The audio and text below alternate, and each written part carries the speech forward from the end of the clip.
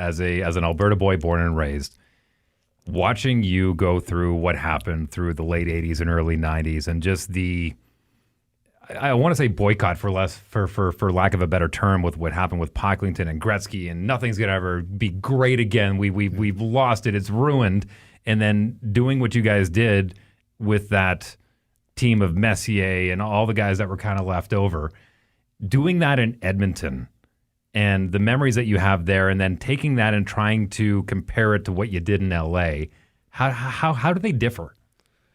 Well, obviously, the two in Edmonton, 88 was, they're still a wagon and a dominant team. And then 90, after guys were being sold off, that was a lot of the guys that have 5 rings in Edmonton, they talk about that was the first one and the last one were kind of the special ones, because nobody expected the last one. The team just fell in place, late in March and just some special things happened during that run. And then kind of with LA, it was, 8th seed and nobody expected us to do anything. And we were like this team that we were a dump truck rolling downhill that nobody could stop us in the first one. And then the second one was the miracle one. I don't know if you'll ever see it again, 3 straight game 7s. And I think all 3 were on the road. And then to win it, I don't know if you'll ever see that. Martinez. I can still hear that call from Doc Emmerich. Yeah. The old jazz hands. Yeah. It was something, man. And honestly, we've talked about it on this podcast before, and conspiracy theories aside, the whole idea of moving Wayne down to the southern U.S. on the West Coast was the idea to build hockey down in the U.S. It did. It's the best thing that happened for hockey. Mm-hmm. It was amazing. I was a young individual at the time, probably not overly happy about it. Mm-hmm. I was up in Cold Lake, Alberta. Great spot, by the way. Yeah. Great place to retire. Yeah, I was there. Because as a kid, I was on the base there, and then I went up there to work with the Ogrodniks at the hockey school. And the announcement was, we thought it was a joke. We thought it was somebody messing around on the Cold Lake radio, and then sure enough, phones started going off, and yeah, it was nuts. Mm-hmm. Yeah, well, like you said, it grew the game, and that's exactly what they wanted. I mean, without him, there's no Florida, there's no Tampa, there's no Nashville.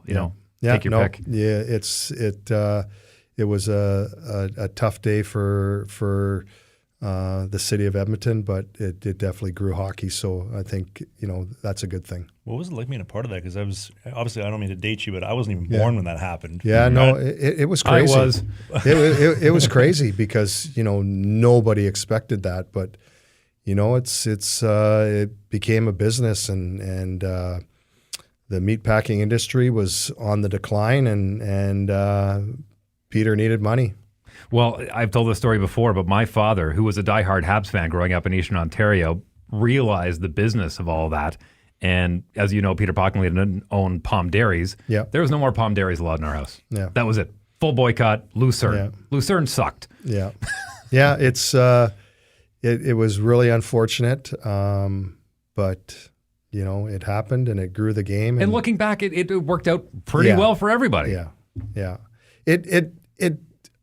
I think it stung the city because once, they started selling off the players, I got traded in 96 and then there was a very, very young group, and it took a long, long time for them to get back into, a real competitive team again. They had the one little stint there with Rolly the goalie and stuff, but then it was some hard times, real hard times. And this is going to be a tough comment to make, especially to a guy like you, but we saw all of the crimes that the Toronto Maple Leafs made with the old boys club, just stuffing the press box with all of the old players, right? Yeah. And I kind of felt like the Edmonton Oilers did that with Kevin Lowe. As much as I love the guy, he was great. Did you ever get that phone call saying, "Hey, come be part of the front office"? No, I think when I go into something, I go into it full tilt, and the LA Kings organization has treated me unbelievably. So it's, there was, probably more the media creating it than anything that, for me to go there. But the bottom line is I've been treated very well by the LA Kings organization. Mr. Anschutz is an unbelievable owner, treats everybody, like they're special. So it's hard to, leave something like that. So it's, I've been part of two really great families in Edmonton there for almost 10 years and now 19 years with LA. So it's crazy. One thing I noticed in today's day and age of goaltending in comparison to when you played is I felt like, and this could be just the kid in me talking, but I felt like most elite goaltenders like yourself, there was a signature. There was, that's a Bill Ranford move. Oh, that's a Patty Roy move. That's a Dominic move. I don't feel like there's many signature goaltenders if you kind of get my metaphor on that. Yeah, I mean, there wasn't many goalie coaches at the time to really keep that structure in place. So you kind of became your own individual, and you did whatever you could to stay in the game. And the one thing that I've always said, and it's hard to say as a goalie coach, but sometimes it gets overcoached. And I know for myself, there's a lot of times where I tried to step back and just say, you know what, I'm going to leave these guys alone. I know it's my job, but sometimes they have to grow themselves. And I think sometimes we as coaches overcoach it.